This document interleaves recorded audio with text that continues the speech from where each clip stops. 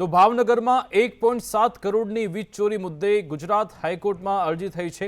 ફુલસર ગામમાં અરજદારે વીજ કનેક્શન માંગતા ખુલાસો થયો। 1.7 કરોડનું બિલ ભર્યા પછી વીજળી દેવા પીજીવીસીએલે સૂચના આપી। ખરીદનાર માલિકને વીજળી આપવાનો પીજીવીસીએલે ઇનકાર કર્યો હતો। જમીન વેચનારે બિલ ન ભરતા જમીન ખરીદનારને હાલાકી થઈ। જમીન ખરીદનાર માલિકે વીજ કનેક્શન લેવા હવે હાઈકોર્ટમાં અરજી કરી છે। જૂના જમીન માલિકને વીજ બિલ ચૂકવવા હાઈકોર્ટે આદેશ આપ્યો। ભૂલ બીજાની ભોગવે કોઈ નિર્દોષ તે યોગ્ય નથી તેવું હાઈકોર્ટે આજે અવલોકન કર્યું હતું। તો ભાવનગરમાં 1.7 કરોડની વીજ ચોરી મુદ્દે આજે હાઈકોર્ટમાં અરજી થઈ અને ફુલસર ગામમાં અરજદારે અરજી કરતા આખો ખુલાસો થયો છે।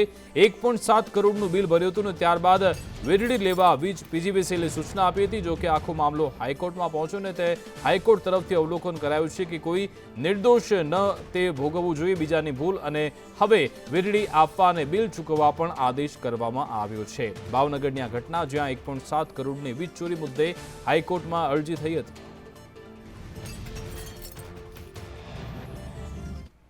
જૂનાગઢમાં મૌલાના મુફ્તી અઝહરીના ભડકાઉ ભાષણનો મામલો મુફ્તીને જૂનાગઢની કોર્ટમાં આજે રજૂ કરાયો। પોલીસે મૌલાનાના 10 દિવસના રિમાન્ડ માંગ્યા હતા। મુફ્તી સલમાન અઝહરીએ ભડકાઉ ભાષણ આપ્યું હતું। આયોજકો સાથે સંપર્કમાં કઈ રીતે આવ્યો તેની હવે તપાસ કરવામાં આવશે। જૂનાગઢ ખાતે સભાના આયોજન હેતુ અંગે પણ તપાસ કરાશે। ભડકાઉ ભાષણ આપવાનો ઉદ્દેશ્ય અંગે પણ પૂછપરછ કરવામાં આવશે। ભાષણ આકસ્મિક હતું કે પછી આયોજનપૂર્વક તેની પણ તપાસ કરાશે।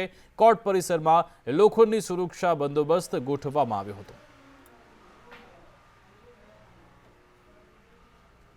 મુંબઈના રહેવાસી મૌલાના સલમાન અઝહરીનો જૂનાગઢના ભડકાઉ ભાષણનો વધુ એક વિડીયો સામે આવ્યો જેમાં આયોજક અઝીમ ઓડેદરા ઉર્ફે અઝીમ મેમણ ભાષણની મજા લેતો વિડીયો જોવા મળ્યો છે। મળતી માહિતી અનુસાર વ્યસન મુક્તિના નામ હેઠળ જે કાર્યક્રમ થયો હતો આ સભા અરાજકતા માટે પૂર્વ આયોજિત કાવતરા હેઠળ જ આયોજિત થયો હતો। પોલીસે આ અંગે શંકા વ્યક્ત કરી છે। આયોજક અઝીમ મેમણ અગાઉ પણ પોલીસ ચોપડે ચડી ચૂક્યો છે। મુંબઈના કુખ્યાત મુફ્તી સલમાન અઝહરીએ જૂનાગઢમાં આપેલા ભાષણ મામલે તપાસ થઈ રહી છે। ત્યાં કચ્છના સામખિયાળીમાં આયોજિત મુસ્લિમ સમાજના કાર્યક્રમમાં અઝહરીએ ગત તારીખ 31/1ના રોજ પણ ભડકાઉ ભાષણ આપ્યું હતું। આ બનાવને પગલે પોલીસે વિડીયો સહિત પુરાવા હાથ લાગ્યા બાદ કાર્યક્રમના આયોજક મામદ ખાન મૂર અને મૌલાના સલમાન અઝહરી સામે ફરિયાદ દાખલ કરી તપાસ હાથ ધરી છે। આરોપી છે એ બે આરોપી છે, એક મામદ ખાન એચ મૂર અને બીજા જે છે મૌલાના મુફ્તી સલમાન અઝહરી। એ બંને વિરુદ્ધ જે ગુનો નોંધાયા છે એમાં જે બનાવ છે 31/1/2024ના રોજ સવારમાં જે સામખિયાળીમાં ત્યાં જે એક પ્રોગ્રામ રાખવામાં આવ્યો હતો અને એ પ્રોગ્રામમાં જે ભાષણ જે આપવામાં આવ્યું હતું એમાં જે ભડકાઉ ભાષણ હતો એ અનુસંધાને પોલીસ દ્વારા એ આઈપીસીની કલમો હેઠળ ગુનો નોંધવામાં આવ્યો છે। વડોદરા હરણી બોટકાંડ જેમાં 12 બાળકો અને 2 શિક્ષકોના મોત થયા હતા ત્યારે આ દુર્ઘટના અંગે વાલી એસોસિએશન મંડળે આજે શિક્ષણ પ્રધાનને રજૂઆત કરી।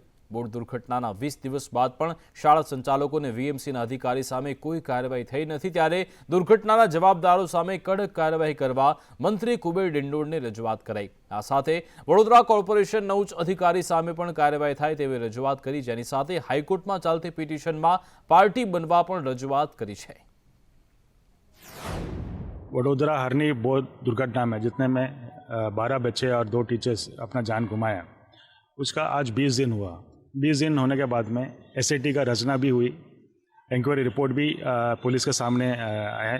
फिर भी एक एफआईआर तक स्कूल मैनेजमेंट, स्कूल के अधिकारी या वडोदरा महानगर पालिका के जिम्मेदार अधिकारी के खिलाफ एक एफआईआर तक पुलिस दर्ज करने में आज तक तैयारी नहीं बताई। हमें कहीं ना कहीं लग रहा है कि स्कूल मैनेजमेंट और अन्य लोगों को बचाने के लिए एक उच्च लेवल में कोई षड्यंत्र रचा रहे हैं। બજેટ સત્ર ચાલી રહ્યું છે તેવામાં કોંગ્રેસ ધારાસભ્ય કિરીટ પટેલે આજે સરકારનો આભાર માન્યો। યુરિયા ખાતર માંગ્યા પ્રમાણે આપવા બદલ તેમણે આભાર માન્યો હતો। કિરીટ પટેલે સરકારના વખાણ કરતા ભાજપના કેટલાક સભ્યોએ કોમેન્ટ કરી હતી। અધ્યક્ષે કહ્યું કે કિરીટ પટેલ સારી વાત કરે તે સારી પ્રથા છે। યુરિયા ખાતર માંગ્યા પ્રમાણે આપવા બદલ કોંગ્રેસના ધારાસભ્ય કિરીટ પટેલે સરકારનો આભાર માન્યો હતો।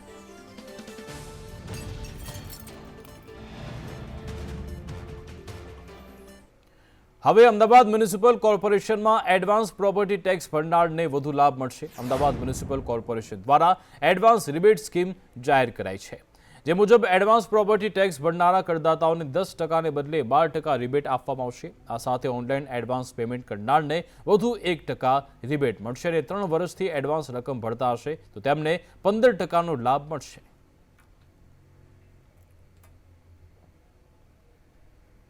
લોકસભા ચૂંટણી પહેલા ભાજપના જ બળવાખોર નેતાઓ હવે ઘર વાપસી કરી રહ્યા છે. પૂર્વ ધારાસભ્ય અને આદિવાસી નેતા હર્ષદ વસાવા આજે ભાજપમાં જોડાઈ ગયા. હર્ષદ વસાવાએ પોતાના સમર્થકો સાથે કેસરિયા કર્યા.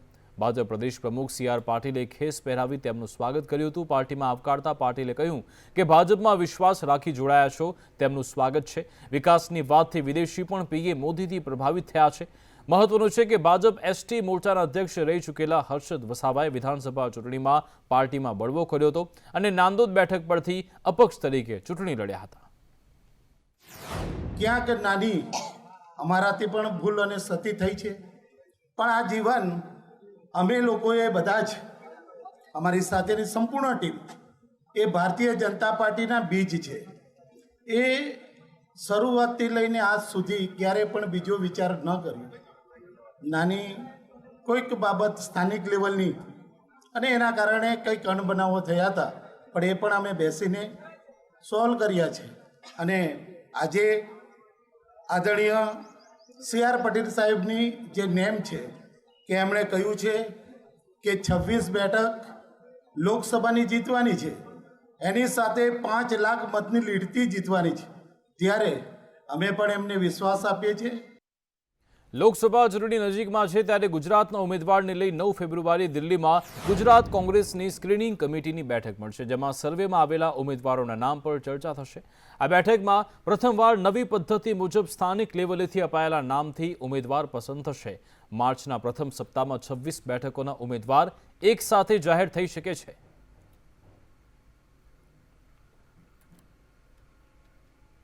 ગુજરાત કોંગ્રેસે નારી ન્યાય અભિયાનની શરૂઆત કરી છે. મહિલાઓને ન્યાય અપાવવા કોંગ્રેસનું આ અભિયાન પુરુષ અને મહિલાઓ વચ્ચેની અસમાનતા દૂર કરવા અભિયાનની શરૂઆત કરાઈ છે. રાજકારણમાં મહિલાઓની ભાગીદારી વધે તે માટે આ અભિયાનની શરૂઆત થઈ છે તેવું કોંગ્રેસ તરફથી કહેવાયું. ગેસમાં સતત વધતો ભાવ વધારો, જેને નિયંત્રિત કરવાના અનેક વાયદાઓ સરકારના દ્વારા મહિલાઓને દેખાડવામાં આવ્યા, અનેક પ્રકારના વચનો પણ આપવામાં આવ્યા. રાજસ્થાનમાં 450 રૂપિયા ગેસ સિલિન્ડરનો ભાવ કરે તો ગુજરાતમાં કેમ ન કરે? આ ગુજરાતની મહિલાઓનો અત્યારે સળગતો પ્રશ્ન છે. અમરેલી જિલ્લામાંથી વધુ એકવાર તંત્રનો ભ્રષ્ટાચાર સામે આવ્યો. બગસરામાં મેઘાણી હાઈસ્કૂલની પાછળ પૂર સંરક્ષણની દિવાલનું કામ ચાલતું હતું, જેમાં નબળી ગુણવત્તાવાળું કામ થતું હોવાનું સામે આવ્યું. વિરોધ પક્ષના નેતાના અનુસાર તંત્રની મિલીભગતથી સુપરવાઇઝર રોક્યા વગર દિવાલનું આડેધડ કામ થતું હતું, જેમાં અત્યંત હલકી ગુણવત્તાવાળી રેતી અને કાંકરીનો ઉપયોગ થયો હતો. વિપક્ષી નેતાએ આ મામલે ચીફ ઓફિસરને રજૂઆત કરતા તેમણે રિયાલિટી ચેક કરી દિવાલનું કામ અટકાવ્યું હતું. બગસરામાં મોરબાપાની વાડી પર હાઈસ્કૂલના વિસ્તારમાં પૂર સંરક્ષણ દિવાલનું કામ ચાલતું હોય. આ દિવાલના કામમાં કોન્ટ્રાક્ટર દ્વારા લોલમ લોલ કાપવાળી રેતી જે વર્ક ઓર્ડર મુજબ ભૂરીખ્યાની કાંકરી વાપરવાની છે તેને બદલે આ લોકલ કાંકરી વાપરી રહ્યા છે અને લોખંડમાં પણ એના એસ્ટિમેટ મુજબ વાપરતા નથી.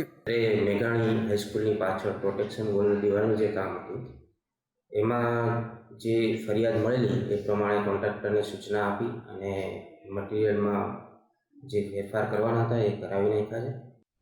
હવે વાત કરીશું ભાવનગરમાં થઈ રહેલા ભ્રષ્ટાચારની. 2 તસવીરો બતાવીશું કે જ્યાં એક બાજુ મહાનગરપાલિકાના રોડના કામમાં ભ્રષ્ટાચારનો પર્દાફાશ થયો છે, ત્યારે બીજી બાજુ મનપાએ ભ્રષ્ટાચારી અધિકારીને સસ્પેન્ડ કર્યો છે. વિગતે વાત કરીએ તો ઓડિટ વિભાગની તપાસમાં આ ભ્રષ્ટાચાર સામે આવ્યો. એક ગાડીએ ડામરમાં 2000 કિલોની ઘટ સામે બતાવી હતી. 2 ગાડીમાં અંદાજે 4000 કિલો ડામરનો બારોબાર વહીવટ કરાયો હોવાનો ખુલાસો થયો. બીજી બાજુ મનપાએ ભ્રષ્ટાચાર આચરતા અધિક મદદનીશ ઇજનેરને સસ્પેન્ડ કર્યા. તંત્રએ પંકજ રાજાણી સામે કાર્યવાહી કરી. તાજેતરમાં આનંદનગર વિસ્તારમાં સારા રોડને ફરી નવો બનાવવાના કોન્ટ્રાક્ટર અને અધિકારી પંકજ રાજાણીના પ્રયાસને મેયરે નિષ્ફળ બનાવ્યો. શ્રદ્ધા સોસાયટીના સારા રસ્તાને ખરાબ બતાવી ખાતમુહૂર્તનું આયોજન કર્યું. જોકે ખાતમુહૂર્ત માટે આવેલા મેયર ભરત બારડ રોડ જોઈને ચોંકી ઉઠ્યા, કારણ કે જે ખરાબ રોડનું નવીનીકરણ કરવાનું હતું તે રોડ તો સારી અવસ્થામાં હતો. મેયરે તાત્કાલિક મનપા કમિશનરને જાણ કરી હતી. તો એવું ભારતીય જનતા પાર્ટીનું શાસન આવ્યું ત્યારથી નબળી ગુણવત્તાવાળા રોડ રસ્તા ભાવનગર શહેરના બને છે. અનેક આંદોલન કરવા પડે છે. આરસીસી રોડ જો 6 મહિનામાં તૂટી જતો હોય એનો મતલબ નબળી ગુણવત્તાવાળા.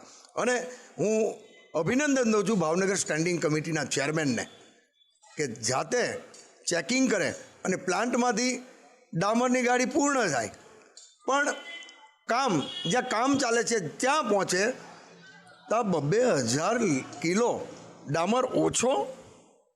એના માટે નબળી ગુણવત્તાવાળી અને ભ્રષ્ટાચારી રોડ અમે કાયમ માટે કહીએ છીએ કે ભાવનગરમાં હંમેશા નબળી ગુણવત્તાવાળા ગાડીઓ ડામરની આવી રહી હતી એનું ક્રોસ વેરિફિકેશન કરવામાં આવ્યું વજન માટે થઈને. ત્યાં ગેટ પાસ બનતો હોય છે એમના કાંટેથી જ્યારે ડામરના પ્લાન્ટ ઉપરથી જ્યારે ગાડી નીકળતી હોય ત્યારે એનો ગેટ પાસ બનતો હોય છે અને એ ગેટ પાસના વજન મુજબ ઓડિટ વિભાગે તપાસ કરી તો એક ગાડીએ આશરે ઓન એન એવરેજ 2,000 કિલો એક ગાડીએ માલ ઓછો નીકળ્યો, એટલે 2 ટન જેટલો માલ ઓછો નીકળ્યો. પ્લાસ્ટિકનો ઉપયોગ ઓછો થાય તેવા પ્રયાસ વચ્ચે સુરત પાલિકાએ ડામરની જગ્યાએ પ્લાસ્ટિકનો ઉપયોગ કરી રોડ બનાવવાનો પાયલટ પ્રોજેક્ટ શરૂ કર્યો. સુરત પાલિકાએ છેલ્લા થોડા વર્ષોમાં પ્લાસ્ટિકનો ઉપયોગ કરી 32.56 કિલોમીટરના રોડ બનાવ્યા છે. આ રોડ ડામર રોડ કરતાં મજબૂત હોવાનો દાવો છે. આ ઉપરાંત પાલિકા દ્વારા વેસ્ટ પ્લાસ્ટિકમાંથી દૈનિક 20 MT પેલેટ્સ બનાવી તેનો ઉપયોગ વિવિધ પ્લાસ્ટિક પ્રોડક્ટ માટે થઈ રહ્યો છે. 1 કિલોમીટરનો રોડ બનાવવા 10 ટન પ્લાસ્ટિકનો ઉપયોગ થઈ રહ્યો છે. જો આ પ્રોજેક્ટ સફળ થાય તો પાલિકા દ્વારા આગામી દિવસોમાં અન્ય રોડને પણ પ્લાસ્ટિકના બનાવવા આયોજન થઈ રહ્યું છે. સુરત મહાનગરપાલિકા પ્લાસ્ટિક વેસ્ટ મેનેજમેન્ટની દિશામાં સાયન્ટિફિક રીતે આગળ વધી રહી છે. અહીંયા પ્લાસ્ટિક વેસ્ટ મેનેજમેન્ટ પ્લાન્ટ સ્થાપિત કરવામાં આવ્યું છે અને આમાંથી ઘણા બધા પ્રોડક્ટ્સ પ્લાસ્ટિકને રિસાયકલ કરીને બનાવવામાં આવે છે. એક મહત્વપૂર્ણ ઇનિશિયેટિવ લેવામાં આવ્યું છે કે જો શ્રેડેડ પ્લાસ્ટિક હોય છે એમના થકી રોડ્સ કન્સ્ટ્રક્શનમાં શ્રેડેડ પ્લાસ્ટિકનો ઉપયોગ કરીને સુરત શહેરની સડક પ્લાસ્ટિકમાંથી બનેલી સડક છે. જી હા, બિલકુલ.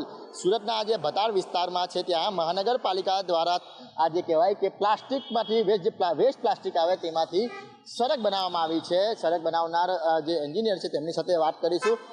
કઈ રીતની સડક તૈયાર કરવામાં આવી હતી અને કયા કયા મટીરિયલનો ઉપયોગ કરવામાં આવ્યો છે આમાં? આ જે પદ્ધતિ છે એને પ્લાસ્ટિક વેસ્ટ રોડ રિસર્ફેસિંગ પદ્ધતિ કહેવાય છે. આ પદ્ધતિની અંદર જે વેસ્ટ પ્લાસ્ટિક હોય છે તેને શ્રેડ કરી, એટલે સાફ કરી એને શ્રેડ કરી નાના પીસીસમાં ડિવાઈડ કરી પ્લાન્ટ ઉપર લઈ જવામાં આવે છે.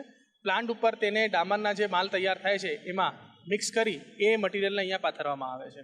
આ પ્રકારની જે પદ્ધતિ છે, જે રિસર્ફેસિંગ છે, IRC દ્વારા જે પબ્લિશ કર્યું છે જે ગાઈડલાઇન્સ તે મુજબ હાથ ધરવામાં આવે છે. ભૂષણ ચૌધરી સાથે મનીષ પરમાર, સંદેશ ન્યૂઝ, સુરત. વડોદરામાં કપાસની ખરીદીમાં ભ્રષ્ટાચાર સામે આવ્યો છે. અધિકારીઓ ભ્રષ્ટાચાર કરતા હોવાનો ખેડૂતોએ આક્ષેપ લગાવ્યો. કપાસની ખરીદીમાં CCI ભ્રષ્ટાચાર કરતી હોવાના આરોપ છે. CCI કપાસના સેમ્પલ રિજેક્ટ કર્યા અને પ્રાઇવેટ વેપારીને કપાસ આપી દેવા અધિકારીઓએ સૂચન કર્યું હતું. ખેડૂતોએ CCI સેન્ટરે હોબાળો મચાવી વિડીયો વાયરલ કર્યો. અધિકારીઓ બહાનું બતાવી સ્થળ પરથી ગાયબ થયા હતા. સવારે 11 વાગે સાહેબ આવ્યા, સેમ્પલ જોયો તો ના જેવો સેમ્પલ એક લોચો બી કાઢ્યો નહીં ને તે કે રિજેક્ટ કરી દીધો કે આ ચાલે નહીં કપાસ. બસ અહીંયા અમે કીધું કે CCI ના ઢગલામાં ઉતાર દઈએ તો કે ના, કે સુરેશભાઈના ઢગલામાં ઉતાર દો. આ શ્રીજી ફાઈબર વાળા જે માલિક છે તેના ઢગલામાં ઉતારવાનું કીધું અમને. આ સેન્ટર પર અધિકારીઓ પહેલા હતા, અત્યારે કોઈ નવા અધિકારી સોલંકી સાહેબ આવ્યા છે. જ્યારથી સોલંકી સાહેબ આ CCI સેન્ટર પર આવ્યા છે ફરજ પર, ત્યારથી જે CCI ખરીદી કરે છે એના બાજુમાં જ બીજો એક ઢગલો કપાસનો છે, પ્રાઇવેટ છે. એ સુરેશભાઈ નામના કોઈ વેપારીએ ખરીદી કરવા આવ્યા છે. અમદાવાદ શહેરમાં ઉડતી મશીનનું પ્રમાણ વધ્યું છે. આરોગ્ય વિભાગને મોટી માત્રામાં આ અંગે ફરિયાદો મળી રહી છે. મશીનનું પ્રમાણ વધતા ફોગિંગની કાર્યવાહી ચાલુ છે તેવું AMC તરફથી કહેવાયું અને આ મશીનથી કોઈ નુકસાન થતું નથી. 75 હેડ ઓપરેટિવ મશીન દ્વારા ફોગિંગ કામગીરી થઈ રહી છે અને 14 વ્હીકલ માઉન્ટેડ મશીન દ્વારા પણ ફોગિંગની કામગીરી કરવામાં આવી રહી છે. હાલમાં અમદાવાદ મ્યુનિસિપલ વિસ્તારમાં પબ્લિક દ્વારા જે જીવાત ઉડવાની કમ્પ્લેન, એટલે કે આપણે લોકલ ભાષામાં કહીએ તો મસીની કમ્પ્લેન કમ્પેરેટિવલી વધારે આવી રહી છે. કોર્પોરેશન દ્વારા હાલમાં આ બાબતે ફોગિંગ મશીન દ્વારા કામગીરી કરવામાં આવી રહી છે. જે હેન્ડ ઓપરેટેડ મશીન છે તે ટોટલ 50 જેટલા મશીન થર્મલ મશીન તૈનાત કરવામાં આવેલા છે. આ સાથે સાથે 25 જેટલા કોલ્ડ ફોગિંગ મશીન પણ હાથથી ચલાવીને ફોગિંગની કામગીરી કરવામાં આવી રહી છે. સાથે સાથે વ્હીકલ માઉન્ટેડ મશીન પણ આ પ્રકારે 14 મશીન વ્હીકલ માઉન્ટેડ મશીન આ કામગીરી માટે હાલમાં તૈનાત કરવામાં આવેલા છે. જામનગરની જીજી હોસ્પિટલમાં હવે કેસ કઢાવવા દર્દીઓને લાંબી લાઇનમાં ઊભા રહેવું નહીં પડે. આભા પોર્ટલ ઉપરથી ઓનલાઈન રજીસ્ટ્રેશન કર્યા પછી 30 મિનિટ સુધી ટોકન નંબર ચાલશે. જો કે આ ઈ કેસ ટોકન સિસ્ટમથી ગરીબ માણસોની હાલાકી વધશે. આ ઓનલાઈન ઈ કેસ ટોકન સુવિધાથી લોકોને ફાયદો થશે, પણ જે બહારથી આવતા અથવા જે લોકો પાસે એન્ડ્રોઈડ ફોન હશે તેને જ ઈ કેસ ટોકન મળી શકશે. તો બીજી બાજુ આ ટોકન લઈ 30 મિનિટમાં હોસ્પિટલ પહોંચ્યા બાદ દર્દીને સારવારનો કેસ મળી શકશે, પરંતુ દર્દીઓને તો ટોકનથી કેસ કઢાવવા માટે અંતે લાઇનમાં જ ઊભું રહેવું પડશે. ત્યારે આ ઈ કેસ ટોકન સિસ્ટમ અંગે લોકોને જાગૃત કરી ઈ કેસ ટોકન માટે અલગ અલગ કેસ બારીની વ્યવસ્થા થાય તેવી માંગ થઈ રહી છે. જે આયુષ્માન ભારત હેલ્થ એકાઉન્ટની જે સુવિધા છે ભારત સરકાર અને ગુજરાત સરકાર હેલ્થ વિભાગ દ્વારા શરૂ કરવામાં આવેલી છે, જેથી જે દર્દીઓ દૂરથી આવતા હોય એને કેસ કઢાવવા લાંબી કતારોથી અને સમયનું બચાવ થઈ શકે. હવે આવા એકાઉન્ટમાં શું છે કે આવા એકાઉન્ટ માટે જે લાભાર્થી છે એને પાસે એન્ડ્રોઈડ ફોન હોવો જરૂરી છે અને એને સાથે જે આધાર કાર્ડ નંબર એનો જે છે લિંક હોવો જરૂરી છે, તો એની સેવાનો પૂરેપૂરો લાભ લઈ શકે. એક તરફ તમે એમ ઈ ટોકન લ્યો, ઈ ટોકનની વેલ્યુ 30 મિનિટની અંદર હોય છે. હવે એ 30 મિનિટની અંદર પાછી એને નોખી બારી એને આપવી જોઈએ. એની જગ્યાએ એ જ લાઇનમાં જે આમ જનતાની જે લાઇન છે કેસ બારી એ જ લાઇનમાં ઊભા રહે, એટલે હાવ મનગણત આવી રીતના ન કરવું જોઈએ. મારું તો ખાસ કહેવાનું એ છે કે ઈ ટોકન માટેની તમે આ સુવિધા કરી હોય તો એના માટે એક નોખી બારી મૂકવી જોઈએ. આણંદમાં નકલી બિન ખેતીના હુકમની ઘટનાથી ચકચાર મચી છે. MGVCLના નાયબ ઇજનેર સહિત 2 વિરુદ્ધ ફરિયાદ દાખલ થઈ. રઘુવીર સિંધા, ક્લાર્ક રેકિન પ્રજાપતિ વિરુદ્ધ ફરિયાદ છે. કલેક્ટરના નામનો ખોટો બિન ખેતી હુકમ બનાવવા બદલ ગુનો દાખલ થયો છે. કંકાપુરાના અરજદારે 3 ફેઝ કનેક્શન મેળવવા અરજી કરી હતી. અધિકારી સહિત ક્લાર્ક અને અરજદારની મિલીભગત સામે આવી. ફાઇલ ખરાઈ માટે સર્કલ કચેરીમાં જતા જ આ પર્દાફાશ થયો. કલેક્ટરની સૂચના મુજબ મામલતદારે ફરિયાદ નોંધાવી છે. ભડકાઉ ભાષણ કરનાર મૌલાના મુફ્તી ઝડપાઈ ચૂક્યો છે. આજે તેને કોર્ટમાં રજૂ કરાયો હતો. પોલીસે 10 દિવસના રિમાન્ડની માંગ કરી હતી, જો કે હવે 1 દિવસના રિમાન્ડ મંજૂર કરવામાં આવ્યા છે. મુફ્તીને જૂનાગઢની કોર્ટમાં આજે રજૂ કરાયો. પોલીસે જો કે 10 દિવસના રિમાન્ડ માંગ્યા હતા, જો કે કોર્ટે હવે જે પોલીસે જે રજૂઆત કરી છે તેના આધારે 1 દિવસના રિમાન્ડ મંજૂર કર્યા છે. મુફ્તી સામે જૂનાગઢ અને કચ્છમાં બંને જગ્યાએ ફરિયાદ દાખલ થઈ છે, ત્યારે જૂનાગઢના કેસમાં કોર્ટે 1 દિવસના રિમાન્ડ મંજૂર કર્યા છે. આવતીકાલે સાંજ સુધી મૌલાનાના રિમાન્ડ મંજૂર કરવામાં આવ્યા છે. મુફ્તી સલમાન અઝહરીને આજે જૂનાગઢની કોર્ટમાં રજૂ કરવામાં આવ્યો. તો સવાલ એ છે કે તેનું જે ભાષણ હતું, શું તેનું મૌલિક ભાષણ હતું કે પહેલેથી જ તૈયાર થયેલું ભાષણ હતું? આયોજનમાં તેની સાથે કોણ કોણ જોડાયેલું છે, સાથે સાથે ક્યાંથી તેને ફંડિંગ મળતું હતું? આ તમામ પાસા પર પોલીસ તપાસ કરવાની છે. તે માટે જ 10 દિવસના રિમાન્ડ માંગવામાં આવ્યા હતા, જો કે ફક્ત 24 કલાકના જ રિમાન્ડ મંજૂર થયા છે. આવતીકાલ સાંજ સુધીમાં તેને છૂટું કરવાનું રહેશે. જો કે કાલના દિવસના રિમાન્ડ પત્યા બાદ પોલીસ ફરી એકવાર રિમાન્ડની માંગણી કરશે તેની પૂરેપૂરી શક્યતા છે. બીજી બાજુ કચ્છમાં પણ સમખિયાણીમાં પણ જે ભડકાઉ ભાષણ આપવામાં આવ્યું હતું, તો કેસમાં જે આયોજક છે તેની સામે પણ ફરિયાદ દાખલ થઈ છે. મૌલાના મુફ્તી સામે પણ ફરિયાદ દાખલ થઈ છે. તેવામાં જૂનાગઢ કેસમાં 1 દિવસના રિમાન્ડ મંજૂર થયા છે.